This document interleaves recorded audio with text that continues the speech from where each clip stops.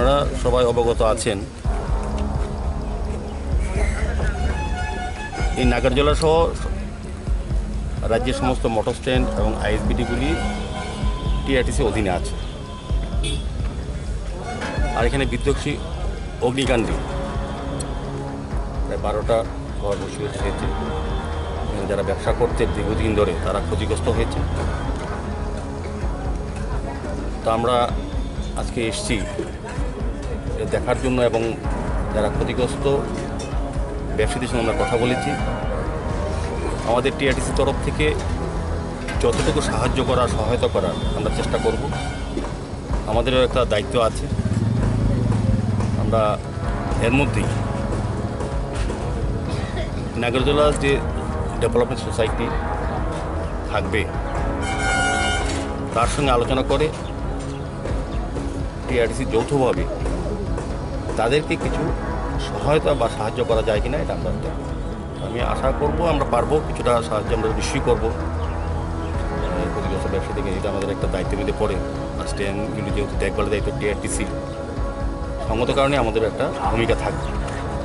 রাজ্যের motor স্ট্যান্ডগুলিতে fire সেফটির ব্যাপারে কোনো ধরনের পদক্ষেপ সব আমরা সরকারের সঙ্গে কথা বলবো, ফায়ার সার্ভিস ডিপার্টমেন্টের সঙ্গে আমরা কথা বলবো।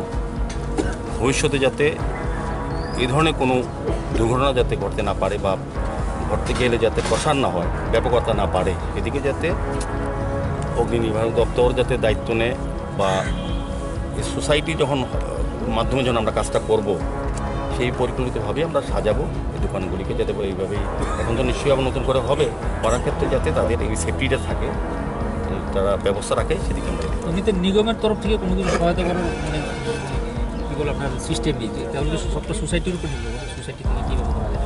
নিগম বলতে টিআরটিসি টিআরটিসির অধীনে সোসাইটি থাকবে। টিআরটিসির তত্ত্বাবধানেই সমস্ত মোটর স্ট্যান্ডগুলি এখন টিআরটিসি চালাবে। আইএসবিটি এবং মোটর স্ট্যান্ডগুলি এগুলির যে সোসাইটি হবে তার টিআরটিসির তত্ত্বাবধানে থাকবে, আমাদের লোক থাকবে, এটা যৌথ হবে। এখন আগের মতো সোসাইটি ভেবে চলবে না কোনো মোটর স্ট্যান্ডে, এখানে সম্পূর্ণ কন্ট্রোল থাকবে টিআরটিসি। কাজে সেক্ষেত্রে সহায়তা করার আমাদের একটা ভূমিকা থাকবে। আমরা নিজেও দায়িত্ব নিয়ে আজকে এসেছি। এখন কি সোসাইটি আছে কি না, আমরা সবগুলি স্ট্যান্ড আজকালকের মধ্যে আমরা ছেড়ে এই সরকারের সাথে কোনো কথাবার্তা বলবেন তাদের? নিশ্চয়ই সরকার, আমরা তো পার্সেন্ট সরকারি, টিআরটিসি সরকারি। সরকার তো বিভিন্নভাবে আমাদের এমপি মহোদয় এসেছিলেন, উনিও তো সাহায্য করে গেছেন। এটা খুব ভালো, খুব খুশি হয়েছি, আমরা ধন্যবাদ জানাই। এরকম আরও বিভিন্ন সংস্থা, সামাজিক সংস্থাগুলি যদি এগিয়ে আসে তাতে কিছু সুরা হবে। সেক্ষেত্রে টিআরটিসি একটা আমরা ভূমিকা নেব।